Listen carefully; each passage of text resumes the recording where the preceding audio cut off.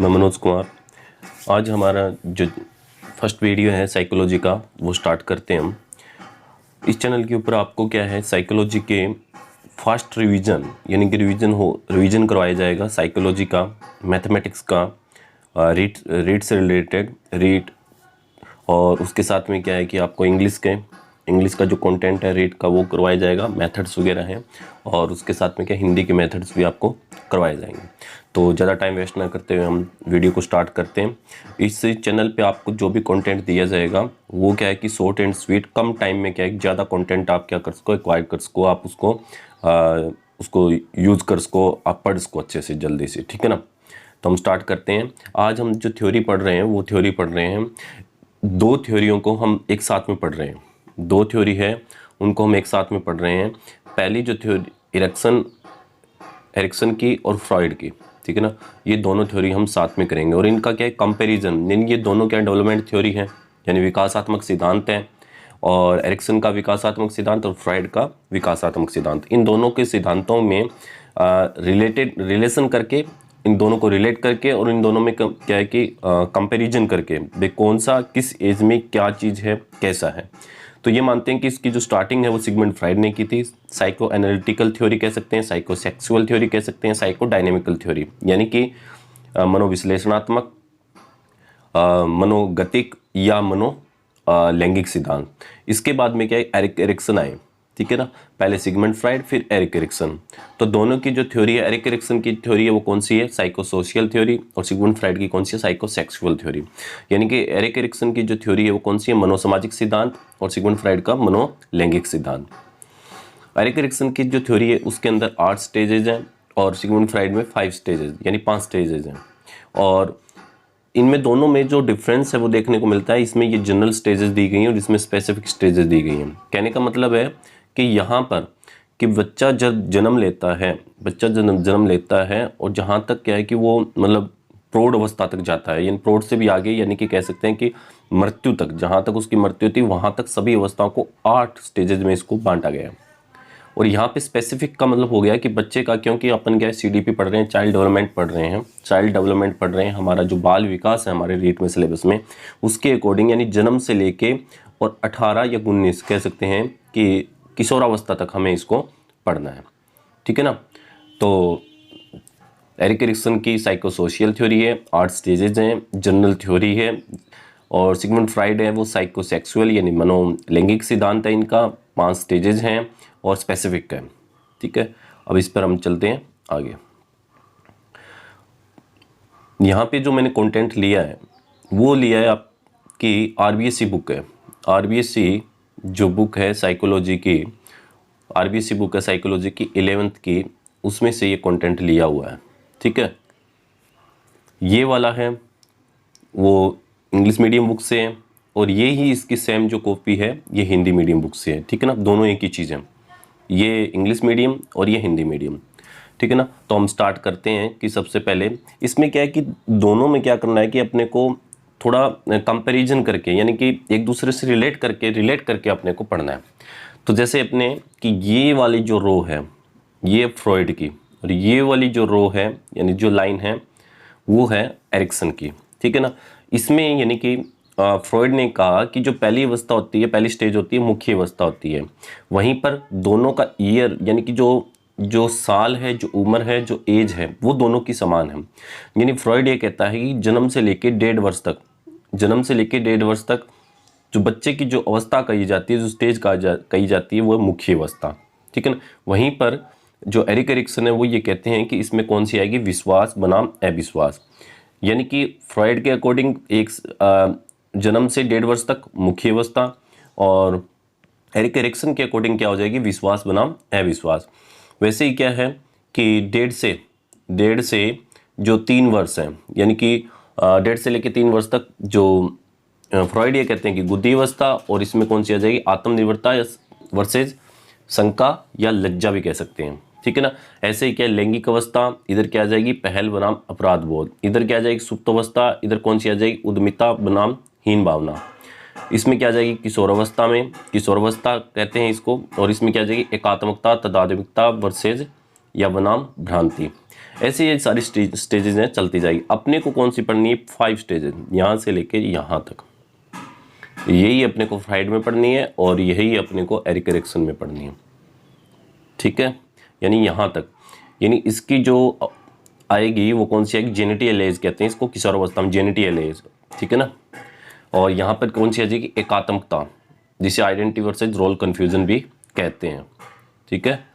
तो थोड़ा सा हल्का सा देख लेते हैं दोबारा। जन्म से 1.5 वर्ष, 1.5 से 3, 3 से 6, 6 से 12, 12 से 18, ये जो एज वाला ग्रुप है वो याद कर लोगे तो दोनों जो सिद्धांत है वो आपके अच्छे से कंप्लीट हो जाएंगे। यानी कि जन्म से 1.5, फिर दुगना करते जाइए, मल्टीप्लाई करते जाइए। जन्म से 1.5, 1.5 का 3, 3 का 6, यहाँ पे आके फिर 6 से 3 से 6, 6 से 12, 12 से 18, ठीक है ना, कोई प्रॉब्लम नहीं है। जन्म से 1.5, 1.5 से 3, 3 से 6, 6 से 12 और 12 से यहाँ पर क्या हो जाएगा? 18। यहाँ पे थोड़ा सा अपने को चॉइस मत कर देना, 12 से 18 दोनों की क्या है कि यानी कि इसमें मुख्य अवस्था जन्म से 1.5, इसमें विश्वास बनाम अविश्वास, इसमें गुद्दी अवस्था, इसमें आत्मनिर्भरता वर्सेज ये वाली, फिर इसमें लैंगिक अवस्था, इसमें पहल वाली, इसमें सुप्त अवस्था, इसमें उद्यमिता वाली, इसमें किशोरावस्था और इसमें एकात्मकता वाली, ठीक है ना। एज दोनों की क्या है? इक्वल है। इन दोनों की जो ये स्टेजेस दी गई हैं ये इक्वल एज में, यानी मुख्य वाली में आएगी तो विश्वास बनाम अविश्वास आएगी, ठीक है ना। तो इसमें हम पहले क्या करते हैं, इसको ये वाली फ्रॉइड वाली ये थोड़ा समझ लेते हैं भाई। मुख्य अवस्था क्या है, गुदी अवस्था क्या है, लैंगिक अवस्था क्या है, सुप्त अवस्था क्या है, किशोरावस्था में क्या होता है, ठीक है।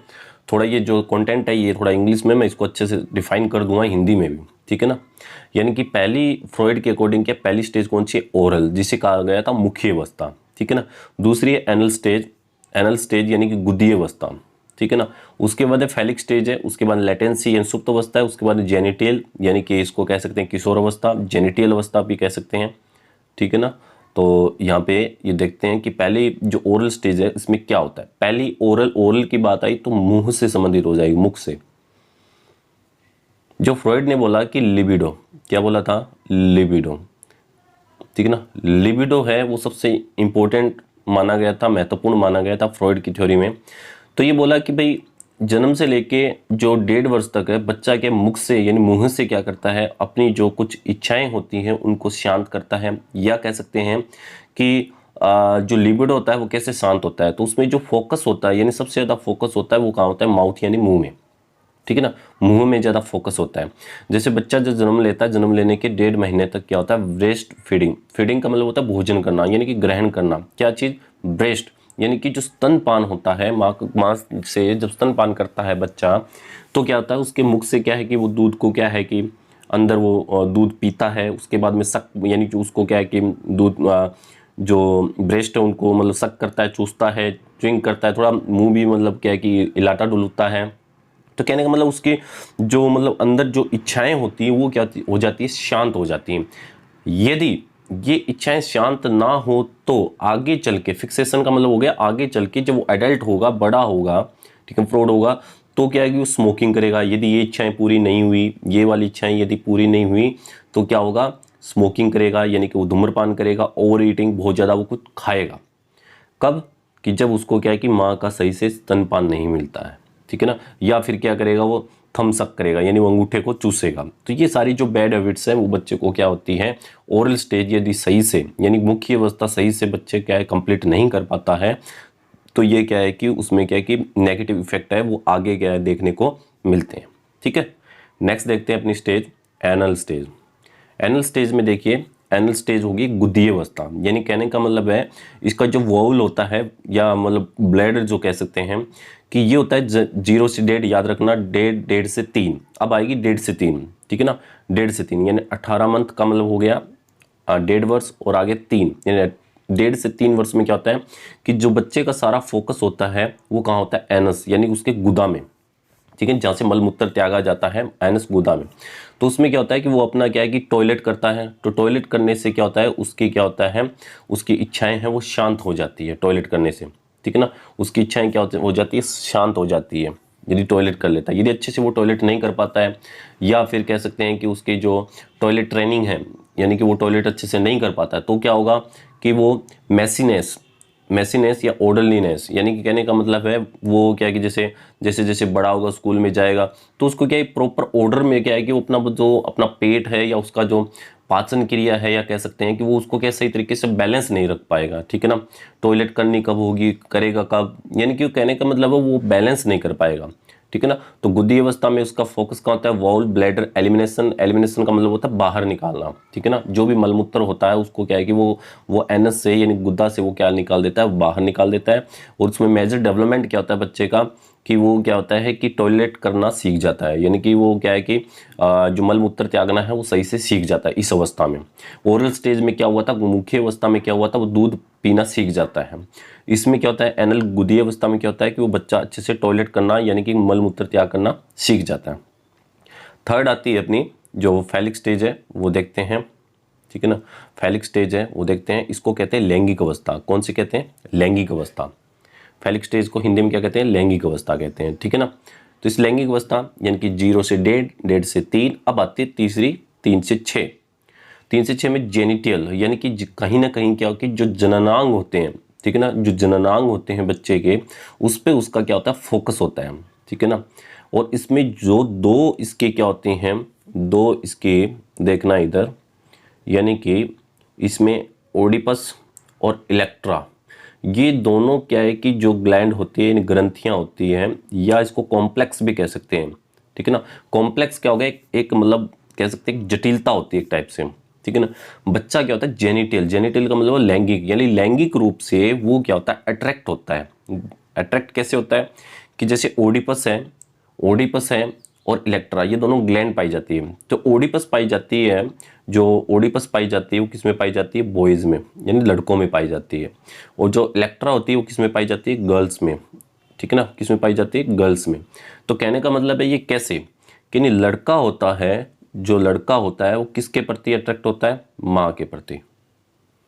इसका जो स्नेह होगा, इसका मतलब अपोजिट, यानी कह सकते हैं अपोजिट, जो अपोजिट जो जेनिटल पर्सन होगा, यानी कि जो अपोजिट जो लैंगिक होगा, यानी लड़का है तो माँ के प्रति, लड़की है तो पिता के प्रति, ठीक है ना, उनका क्या होगा, अट्रैक्शन होगा। तो कहने का मतलब है कि ओडिपस ग्लैंड है वो किस में पाई जाती है, ओडिपस किस में पाई जाती है, ओडिपस किस में पाई जाती है, लड़के में। इलेक्ट्रा किस में पाई जाती है, लड़की में। ओडिपस ग्लैंड पाई जाती है तो लड़का माँ के प्रति अट्रैक्ट होता है, और इलेक्ट्रा ग्लैंड पाई जाती है तो पिता के प्रति। अब इसका उल्टा क्वेश्चन ऐसे भी पूछा जा सकता है कि यदि किसी लड़के में ओडिपस ग्लैंड हो, यानी कि ग्रंथि पाई जाती हो, तो उसका दुश्मन भी कह सकते हैं, दुश्मन, या वो मतलब जिसको नापसंद करता हो, या कह सकते हैं कि ऑपोजिट उसका लिंग कौन सा होगा जिसके प्रति वो क्या है कि जिसको पसंद ना करेगा। यानी कि पसंद करता है, ओडिपस पाई किस में जाती है, लड़के में, ठीक है ना। और अट्रैक्ट किसके प्रति होता है ना, अपनी माँ के प्रति, ठीक है ना। तो इसका दुश्मन कौन हुआ, यानी कि उसका अपोजिट जो कह सकते हैं वो कौन हुआ, पिता, ठीक है ना। यानी वो पिता को तो क्या करेगा, पिता को तो जो पिता है उसको तो वो क्या करेगा, पसंद नहीं करेगा। माँ को क्या करेगा, वो मतलब लाइक करने का मतलब है वो पसंद करेगा, यानी कि उसकी जो इच्छाएं हैं, जो बातें हैं वो ज़्यादा माँ को बताएगा, ठीक है ना। जो भी खाना पीना है वो माँ से कहेगा, ठीक है ना।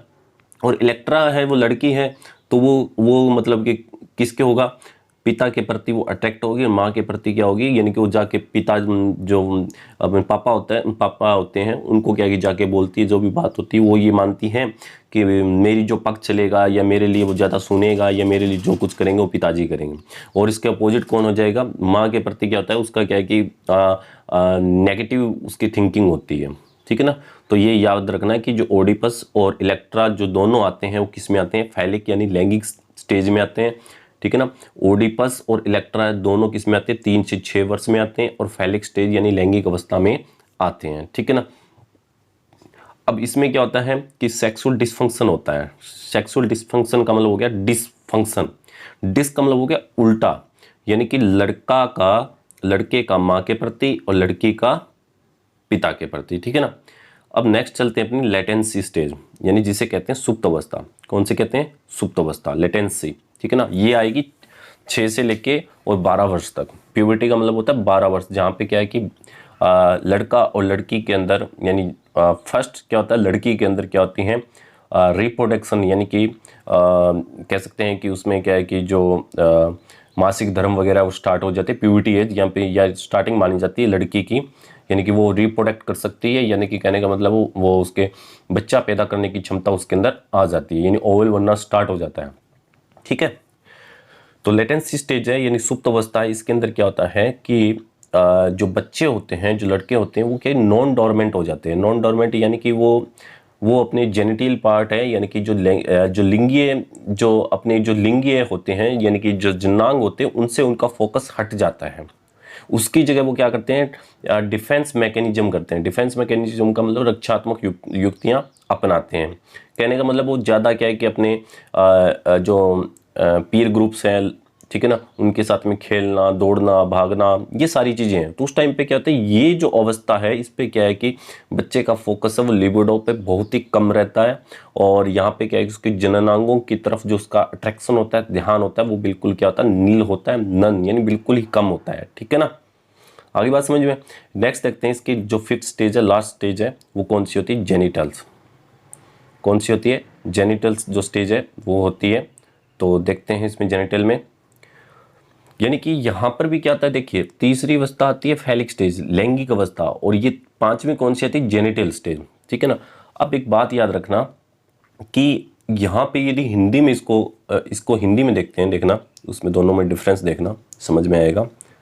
यहाँ पे इसको क्या है कि लैंगिक अवस्था लिखा हुआ थर्ड, जिसे हम फैलिक स्टेज कह रहे थे, और यहाँ पर इसको क्या किशोर अवस्था लिखा हुआ है। तो यहाँ पर भी एग्जामिनर क्या कर सकता है कि इसका जो मेन जो फोकस होता है वो भी किस पे होता है, लैंगिक यानी लिंग पे होता है।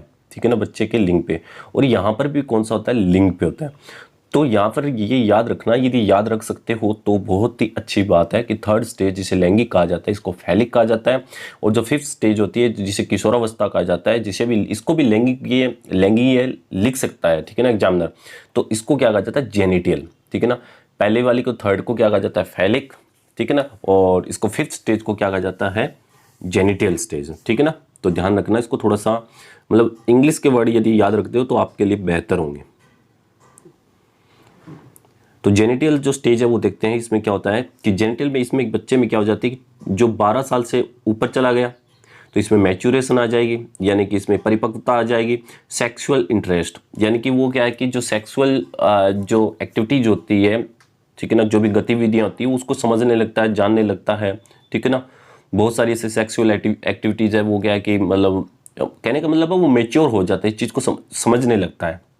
ठीक है ना, तो उसमें क्या होता है कि रीचिंग फुल सेक्सुअल मेच्योरिटी, इसके अंदर क्या आ जाती है, फुल क्या है, सेक्सुअल मेच्योरिटी इसके अंदर आ जाती है।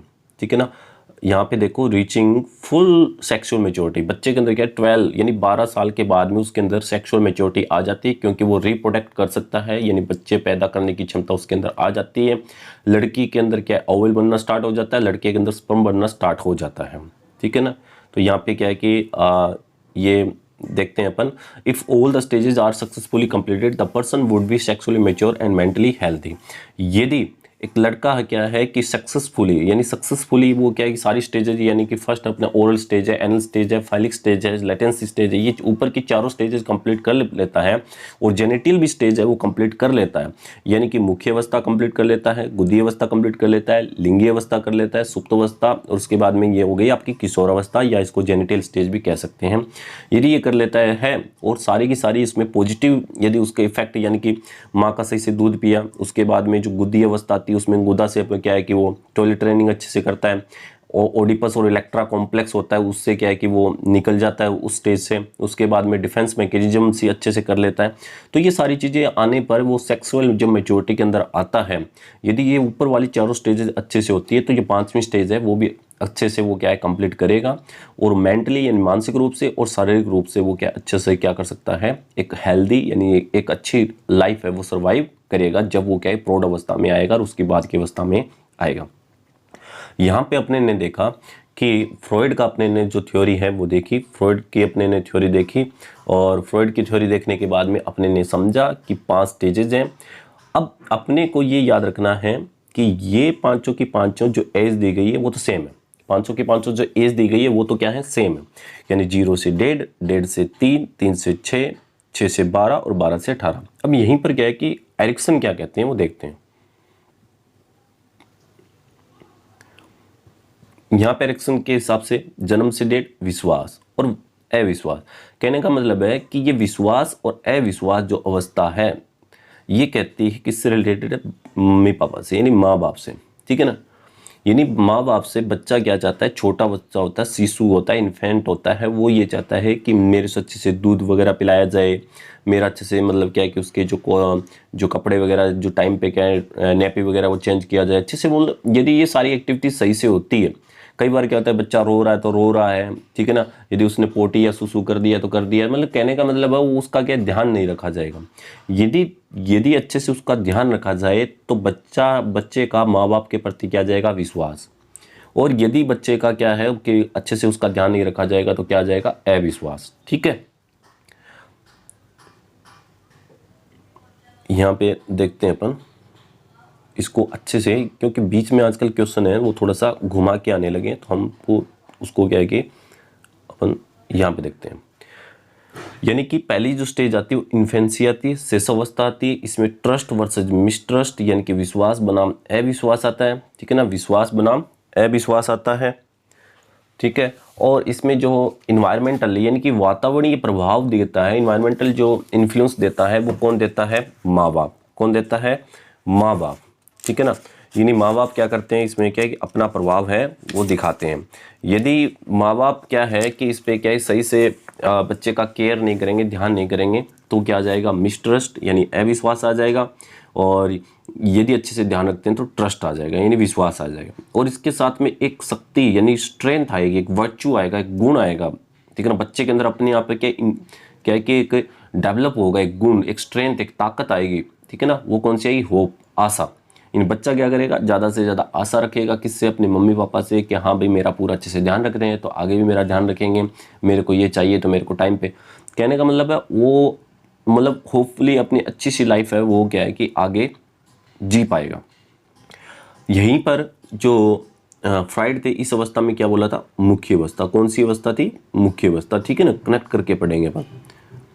नेक्स्ट देखते हैं, इसकी आती है अर्ली चाइल्डहुड। अर्ली चाइल्डहुड का मतलब हो गया जो प्रारंभिक जो बाल्यावस्था होती है, ठीक है ना, या बचपन अवस्था भी कह सकते हैं इसको, अर्ली चाइल्डहुड। तो इसमें कौन सी आती है, autonomy versus same and doubt. यानी कि यदि बच्चे में क्या होता है, पॉजिटिव, यानी कहने का मतलब एक जो ये पार्ट है ना, ये वाला, इधर वाला पॉजिटिव और इधर वाला नेगेटिव। बच्चे को कुछ सही मिला तो पॉजिटिव, बच्चे को वो चीज़ नहीं मिली तो नेगेटिव। यदि बच्चे को मिला तो ट्रस्ट होगा, बच्चे को मिली तो ऑटोनॉमी होगी, बच्चे को मिला तो इनिशिएटिव होगा, बच्चे को मिला तो इंडस्ट्री, बच्चे को मिला तो आइडेंटिटी। यदि बच्चे को नहीं मिला तो मिसट्रस्ट, बच्चे को नहीं मिला तो सेम एंड डाउट, बच्चे को नहीं मिला तो गिल्ट होगा, बच्चे को नहीं मिला तो इन्फेरिटी कॉम्प्लेक्स होगा, बच्चे को नहीं मिला तो रोल कन्फ्यूजन होगा। ठीक है, तो यहाँ पे देखते हैं सबसे पहले कि हमने ये वाली स्टेज है वो पढ़ ली है, मैटरनल और ट्रस्ट वाली, ठीक है ना। दूसरी स्टेज आती है autonomy versus same and doubt, जिसको हिंदी में कहते हैं ऑटोनॉमी को कहते हैं स्वायत्तता या आत्मनिर्भरता। क्या कहेंगे, आत्मनिर्भरता। ऑटोनॉमी को आत्मनिर्भरता और सेम एंड डाउट को कहेंगे शंका व लज्जा, ठीक है ना। ये चीज़ें कब आती है, ये जब आती है कि जब पेरेंट्स होते हैं, बोथ पेरेंट्स यानी कि माँ और बाप यानी मम्मी एंड पापा, एंड अडल्ट सब्स्टिट्यूट्स यानी उसके अडल्ट यानी भाई बहन हैं या चाचा चाची है, दादा दादी है, ठीक है ना। तो कहने का मतलब जो जितने भी हैं वो, या यदि बच्चे को कहेंगे कि भाई ये कर, ये मत कर, ये मत कर, इसको टोका टोकी होगी, तो वो क्या है कि अपने आप में सेम होगा, यानी कि उसको ऐसे मतलब क्या है कि लज्जा आएगी, यानी डाउट होगा, बोले क्या है भाई मैं कर पा रहा हूँ या नहीं कर पाऊंगा ये चीज़ें। तो कहने का मतलब है कि कहीं ना कहीं बच्चे को क्या है, रोका टोकी नहीं होनी चाहिए, कि उसकी जगह क्या करना चाहिए, उसको क्या देनी चाहिए, ऑटोनॉमी यानी आत्मनिर्भर बनाइए उसको, कि भाई हाँ भाई तू स्वतंत्र कहिए, बोली भाई उसको स्वतंत्र कर दो, उसको फ्री कर दो कि हाँ भाई तू कर सकता है, ये चीज़ है और तू कर। यदि वो करता है तो विल पावर आती है उसके अंदर, कुछ करने की इच्छा है वो जागृत होगी, ठीक है ना, विल पावर, इच्छा शक्ति है ये। तो यहाँ पर ये वाले ना, ये फोकस करना ये इंपॉर्टेंट है। यहाँ पर ये पूछा जा सकता है, जैसे क्वेश्चन ये पूछा जा सकता है कि एरिक एरिक्सन के अकॉर्डिंग जो स्वायत्तता बनाम जो लज्जा और शंका है, उसमें क्या है कि कौन सा क्या है कि साइको सोशियल यानी मनोसामाजिक जो स्ट्रेंथ यानी ताकत यानी गुण है वो बच्चे के अंदर आता है। तो कौन सा आएगा? इच्छा शक्ति। पहली स्टेज में कौन सा आएगा? होप यानी इच्छा, ठीक है ना। तो कहने का मतलब है पहले विश्वास बनाम अविश्वास, जिसमें क्या है कि आशा गुण आएगा। उसके बाद में autonomy versus have and doubt, जिसमें क्या है कि स्वायत्तता और शंका और लज्जा वाला, जिसमें क्या इच्छा शक्ति आएगी। उसके बाद थर्ड स्टेज आती है जो कि आती है 4 से 5, यानी कहने का मतलब पहले 0 से 1.5, 1.5 से 3 और 3 से 6 भी कर सकते हैं इसको। ये प्री स्कूल एज होती है। कौन सी? जब बच्चा क्या शुरू स्टार्टिंग में क्या स्कूल में जाता है, नर्सरी LKG UKG की बात हो रही है। तो यहाँ पे जो स्टेज आती है वो आती है इनिशिएटिव वर्सेस गिल्ट, यानी पहल बनाम अपराध बोध। यानी बच्चा क्या करेगा? नई नई चीज़ें सीखेगा, इनिशिएटिव पहल करेगा, नई नई चीज़ें सीखेगा, नई नई चीज़ें करने की कोशिश करेगा, पेरेंट्स को बताएगा, फैमिली को बताएगा, फ्रेंड्स के अंदर करेगा। यदि ये चीज़ें करने को यानी कि उसको स्वतंत्रता दी गई। देखो एक चीज़ जुड़ी हुई है, बच्चे को जब क्या हो जाएगा? ट्रस्ट हो जाएगा, विश्वास हो जाएगा, तो बच्चे को क्या है कि वो फ्रीली यानी आत्मनिर्भर होके यानी स्वतंत्र होके काम करेगा। काम करेगा तो वो नई नई काम करेगा, यानी पहल करेगा, नई नई इनिशिएटिव, नई नई चीज़ें करेगा। तो क्या हो जाएगा? उसमें उद्देश्यपूर्ण काम करेगा। क्या हो जाएगा? यदि स्वतंत्रता हमने दे दी तो थर्ड स्टेज में आके वो उद्देश्यपूर्ण काम करेगा, पर्पजफुल क्या है वो काम करेगा। ये थर्ड स्टेज हो गई। इसकी जो फोर्थ स्टेज आती है इंडस्ट्री वर्सेज इन्फीरियरिटी, जो कि मिडिल चाइल्डहुड, यानी कि ये तो आ गई अर्ली चाइल्डहुड, उसके बाद मिडिल चाइल्डहुड, ठीक है ना, जो कि 6 से 12, यानी कि ये कह सकते हैं मध्य बाल्यावस्था। ये हो गई प्रारंभिक बाल्यावस्था, ये मध्य बाल्यावस्था, ठीक है ना। अब यहाँ पे क्या होता है कि industry versus inferiority, industry versus inferiority यानी कि आता है इसमें इन्फीरियरिटी कॉम्प्लेक्स आता है। अब बच्चे को क्या है कि हम विश्वास हो गया, उसको स्वतंत्र छोड़ दिया, वो नई नई चीज़ें कर रहा है, तो नई नई चीज़ें कर रहा है तो वो हार्ड वर्क भी करेगा। इंडस्ट्री का मतलब क्या हो गया? हार्ड वर्क, परिश्रम करना, उद्यम करना, उद्यमिता जिसे कहा जाता है।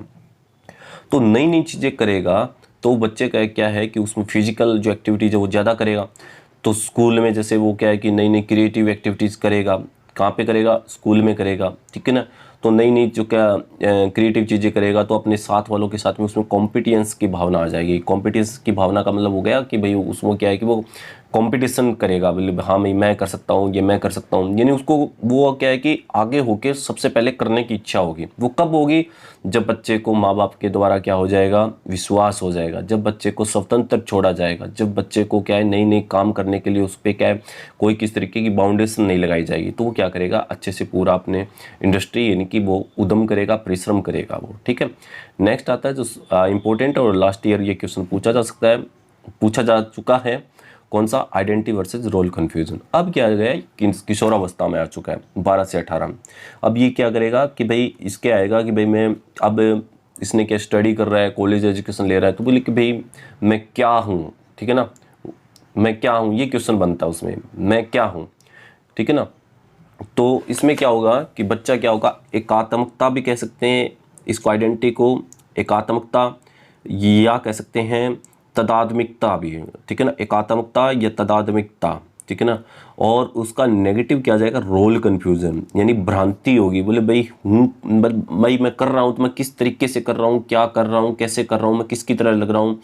यानी कि वो यदि डांस कर रहा है तो किसकी तरह करेगा? बोले माइकल जैक्सन की तरह लग रहा हूँ या नहीं लग रहा हूँ। यदि वो गाना गाएगा तो वो सोचेगा यार रहमान की तरह गा रहा हूँ या ना गा रहा हूँ, लता मंगेशकर की तरह गा रहा हूँ नहीं गा रहा हूँ। क्रिकेट खेलेगा मैं सचिन की तरह खेल रहा हूँ नहीं खेल रहा हूँ। इस तरीके की वो आइडेंटिटी लेना चाहता है, ठीक है ना, वही मैं उसकी तरह बनूँ मैं, ठीक है ना। तो उसके अंदर यदि वो ऐसे कंप्लीट कर लेता है, वो क्या है कि अपनी आइडेंटिटी को कंप्लीट कर लेता है, ठीक है भाई अच्छे से खेल रहा है तो मैं भाई सचिन तेंदुलकर की तरह खेल रहा हूँ, गा रहा हूँ तो मैं यार रहमान की तरह गा रहा हूँ, तो वो क्या हो जाएगा? अपने काम के प्रति क्या हो जाएगा? लॉयल हो जाएगा। फिडेलिटी का मतलब होता है लॉयल्टी, यानी कि वफादारी दिखानी, ठीक है ना। फिडेलिटी का मतलब वफादारी। अब उसमें क्या हो जाएगा? अपने पीयर्स को, अपने साथ वाले हैं उनको कहेगा कि देख मैं कैसे, मतलब क्या मैं सचिन तेंदुलकर की तरह खेल रहा हूँ कि नहीं खेल रहा हूँ। यदि वो ऐसा नहीं होता है, इसका नेगेटिव इफेक्ट बच्चे के ऊपर पड़ता है, तो वो क्या होगा? रोल कन्फ्यूजन, कि भाई मैं किसकी तरह खेल रहा हूँ, क्या मैं अच्छा नहीं खेल रहा। तो ये सारी चीज़ें आएगी अपने को इन सिद्धांतों में, इसमें एरिक्सन के सिद्धांत में यही अपने को पढ़नी है, 5 स्टेजेस पढ़नी है। बाकी क्या मैं बता देता हूँ आपको, जो उसके 18 से 35 जो एज है उसके अंदर कौन सी आती है? 18 से 35 के अंदर आती है उसके इंटीमेसी वर्सेज आइसोलेशन, यानी कि उसके अंदर क्या होता है? इंटीमेसी आता है। इंटीमेट का मतलब होता है लगाव होना, क्या होना? घनिष्ठता होना। यानी एक लड़का का लड़की के प्रति क्या होना, लगाव होना। यदि उसको क्या है कि उसके अंदर एक गुण पैदा होता है, प्यार यानी लव आता है। अपना जो स्पाउस होता है, स्पाउस का मतलब होता है जिससे वो प्यार करता है या उसको वो चाहता है, जिससे वो शादी करना चाहता है, ठीक है ना। अपना लवर हो गया, अपना फ्रेंड्स हो गया, ये चीज़ें जिसके अंदर आती है उसकी कौन सी 6th स्टेज में यानी 6ठी अवस्था में आती है इंटीमेसी वर्सेज आइसोलेशन, जिसे हिंदी में कहा जाता है घनिष्ठता बनाम एकाकीपन। यदि उसको वो चाहता है, जिसको भी अपना फ्रेंड्स है या अपनी जो फीमेल फ्रेंड है, ठीक है, उसको यदि चाहता है, यदि वो उसको मिल पाता है, यदि अच्छे से उसको क्या कि उनका हेल्दी रिलेशन होता है, तब तो वो ठीक है, वो इंटीमेट हो जाएगा, उससे क्या प्यार वगैरह करेगा। यदि नहीं होता है तो वो क्या हो जाएगा, आइसोलेशन का मतलब हो गया वो अलग थलग वो अपनी लाइफ है वो जिएगा। उसके बाद में जो उसकी 7th स्टेज आती है अकॉर्डिंग टू एरिक एरिक्सन, तो उसमें जो 7th स्टेज आती है वो जनरेटिविटी, इसे या कह सकते हैं क्रिएटिविटी, क्या कह सकते हैं, क्रिएटिविटी भी कह सकते हैं, यानी क्रिएटिव हो जाएगा, ठीक है ना, क्रिएटिव हो जाएगा। और उसके साथ में क्या हो जाएगा कि उसका नेगेटिव क्या था, स्टैग्नेशन यानी ठहराव। यानी इस अवस्था में क्या होता है कि जो व्यक्ति होता है उसकी शादी हो चुकी होती है, बच्चे हो चुके होते हैं, वो क्या है नए नए काम करेगा, यानी कि वो पढ़ा लिखा हुआ, तो वो क्या है कि कोई कंपटीशन की तैयारी करेगा, जॉब लगने की कोशिश करेगा, तो फ्यूचर बनाएगा, ठीक है ना, जिससे क्या है कि वो अपने बच्चों का क्या अच्छे से केयर कर पाएगा, फैमिली में सोसाइटी में अपनी अच्छे से क्या है इज्जत बनाएगा, ये सारी चीज़ें, ठीक है ना। और यदि ऐसा नहीं कर पाता तो स्टैग्नेशन यानी कि वो क्या हो जाएगा, वहीं पर ठहर जाएगा, यानी ठहराव आ जाएगा, बोले यार मैं कुछ नहीं कर पाया, मैं क्या करूँगा लाइफ में, मैं कुछ नहीं कर पाया, मैं मेरे बच्चों का केयर नहीं कर पा रहा हूँ, देखभाल नहीं कर पा रहा हूँ, इससे क्या है मेरी सोसाइटी में मेरी वैल्यू नहीं है, मेरी इज्जत नहीं है, फैमिली में मेरी वैल्यू नहीं है, ये सारी चीज़ें उसके नेगेटिव चीज़ें आएगी। उसके बाद में इंटीग्रिटी एंड डिस्पेयर, ठीक है ना, ये लास्ट वाली है, जिसमें क्या कि जो व्यक्ति होता है वो इंटीग्रेट हो जाता है, यानी कि इंटीग्रेट का मतलब होता है, इंटीग्रेशन का मतलब होता है पूरा सब कुछ मिला के इंटीग्रेट करना, यानी ए को, बी को, सी को, डी को, ई को, एफ को, यानी जितनी भी चीज़ें सभी को मिला देता है, यानी जो भी उसने लाइफ में जितना भी किया है, यदि वो उसको पॉजिटिव देता है तब तो इंटीग्रेट हो जाएगा, यानी कि वो उस चीज़ से जुड़ के और अपनी अच्छी सी हेल्दी लाइफ जिएगा। यदि उसका नेगेटिव इफेक्ट आता है तो डिस्पेयर हो जाएगा, यानी वो हताश हो जाएगा, बोले मैंने लाइफ में कुछ नहीं किया, मैंने न वैल्यू कमाई, न मैंने लाइफ मेरे बच्चों के लिए कुछ किया, ऐसी चीज़ें आएगी। तो यहाँ पर क्या है, अपनी जो फ्रॉइड की और एरिक एरिक्सन की जो थ्योरी है वो अपने देखी, एक छोटा सा क्या है कि अपन एक रिविजन कर लेते हैं। पहली फ्रॉइड के अकॉर्डिंग ओरल स्टेज थी, दूसरी एनल स्टेज थी, तीसरी फैलिक स्टेज थी। यहाँ पर क्या है, इसको एडोलसेंस की जगह आप क्या है कि इसको जेनिटल स्टेज भी यानी कि याद रखोगे, जेनिटल, ठीक है ना, जेनिटल स्टेज है वो याद रखोगे, जिससे क्या है कि आपके क्या कोई प्रॉब्लम ना आए, ठीक है ना। उसके बाद में यहाँ पर यदि अपन देखते हैं तो ट्रस्ट वर्सेज मिसट्रस्ट, यानी विश्वास बनाम अविश्वास, autonomy versus same and doubt, जिसमें क्या है कि स्वतंत्रता या इसको कहेंगे आत्मनिर्भरता बनाम शंका एवं लज्जा। उसके बाद इनिशिएटिव वर्सेज गिल्ट, यानी कि ये हो जाएगा पहल बनाम अपराध बोध हो जाएगा, गिल्टी होना बच्चे के अंदर। उसमें इंडस्ट्री वर्सेज इन्फीरियरिटी कॉम्प्लेक्स। उसके बाद में आइडेंटिटी यानी पहचान बनाम आइडेंटिटी कन्फ्यूजन, यानी कि उसमें भ्रांति पैदा हो जाएगी, ठीक है, ये सारी हैं। तो आज के लिए बस इतना ही, और नेक्स्ट आपको ऐसे ही आपको क्या है फास्ट रिवीजन में आपको एक नेक्स्ट वीडियो मिलेगा। Thank you and have a nice day.